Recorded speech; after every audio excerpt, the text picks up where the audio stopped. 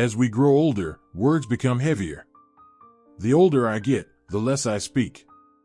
Not because I've run out of things to say, but because I've learned that every word carries weight, and sometimes silence brings more peace than explanation.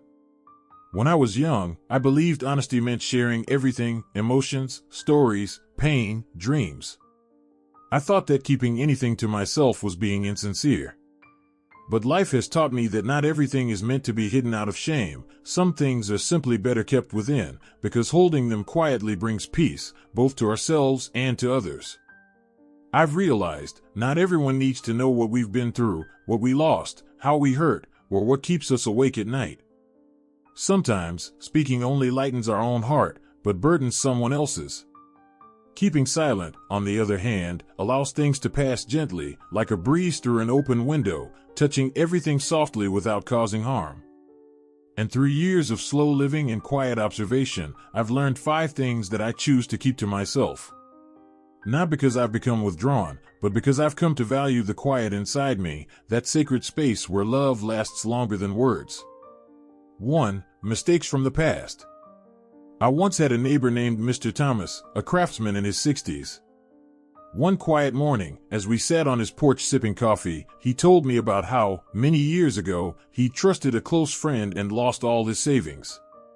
He thought it was a valuable lesson, so he shared it with his grandson, hoping to teach him about trust and caution.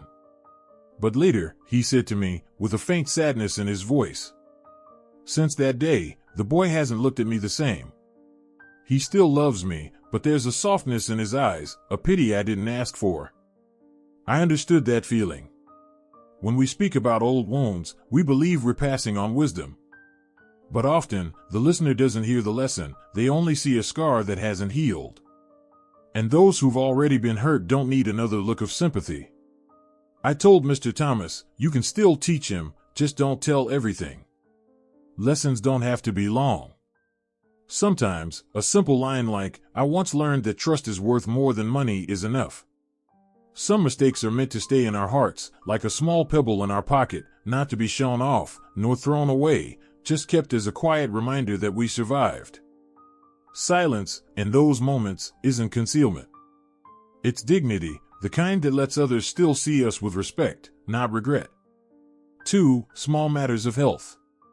At the end of my street lives Mrs. Helen, a 72-year-old Italian-American woman with silver hair and a gentle smile. She laughs often, but she also complains often about her shoulders, her insomnia, her blood pressure. Each time, her daughter rushes over, worried sick. One day, Helen sighed and told me, "I tell her so she won't worry, but the more I talk, the more she does." She realized that sometimes, speaking only adds weight to the hearts of those who care about us. So she changed her way of talking. When her daughter called, she stopped mentioning her aches and started talking about her tulips blooming, or the cookies she just baked. Then she laughed and said, "My back still hurts, but at least the house is full of laughter again." I thought about that for a long time. Perhaps happiness begins with how we choose to tell our stories. We can talk about pain, or we can talk about what's still beautiful. Silence in small discomforts isn't denial, it's an act of protection, a way to keep peace in the home. From Helen, I learned this: sometimes, hiding a small pain is an act of great love. When we choose not to worry those we love, we're really saying, in another language, "I'm okay, and I want you to be okay, too." 3. Unfulfilled dreams. My dearest friend, Mr. David, used to be an accountant.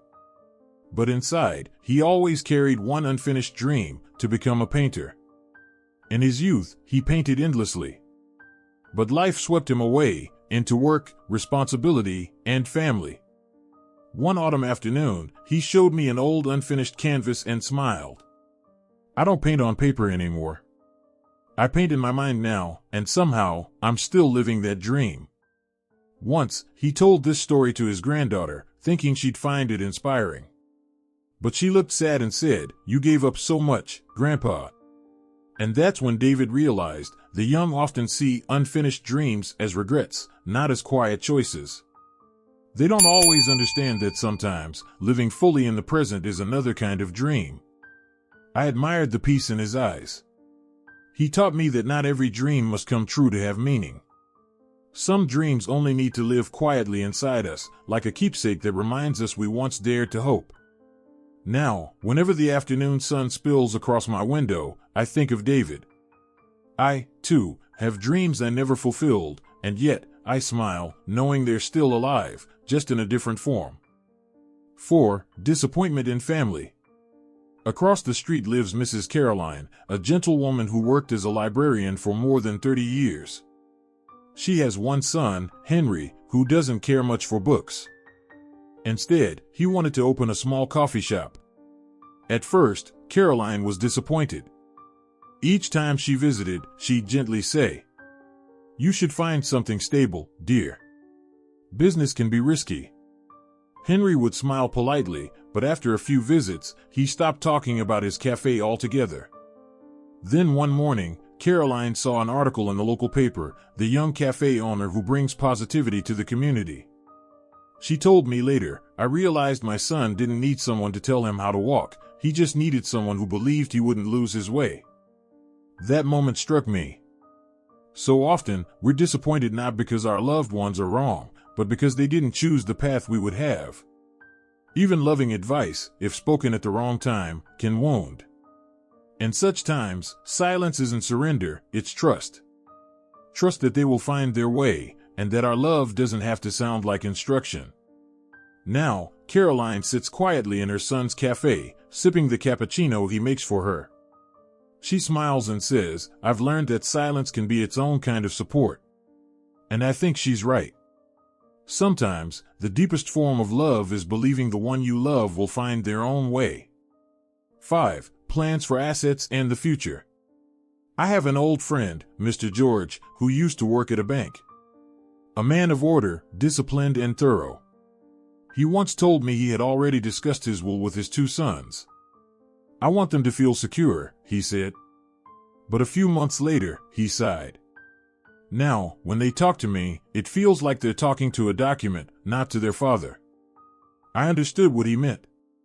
In families, money can quietly blur the lines of love. George realized he'd spoken too soon. So he redid everything privately, met with his lawyer, and settled his affairs quietly. He told me, "When I'm gone, I want my sons to remember me as their father, not as the man who divided the inheritance." That sentence stayed with me for a long time. Sometimes we think speaking openly brings clarity, but certain things lose their purity when revealed too early. In his silence, George wasn't hiding anything, he was protecting peace, ensuring that affection would never be measured in numbers. To me, that was a silence filled with grace, silence not born of fear, but of wisdom, a way to let love stand taller than possession. When silence becomes a language of love. In the end, I've learned that silence isn't emptiness, it's a pause that allows us to hear what truly matters. In this noisy world, where everyone wants to speak, to be heard, to be understood, the one who can be still, that person comes closest to peace. Not every story needs to be told. Not every wound needs to be shared. Not every dream needs consolation. Silence isn't avoidance, it's a conscious choice. When we choose the right silence, we preserve our dignity, our calm, and, most importantly, the gentle space where our loved ones can breathe and be themselves. These days, I live slower. I speak less. But somehow, I understand life more. Because sometimes, the things that truly grow us are not in what we say, but in what we choose to keep within. Silence, when born of love, always speaks in the softest voice.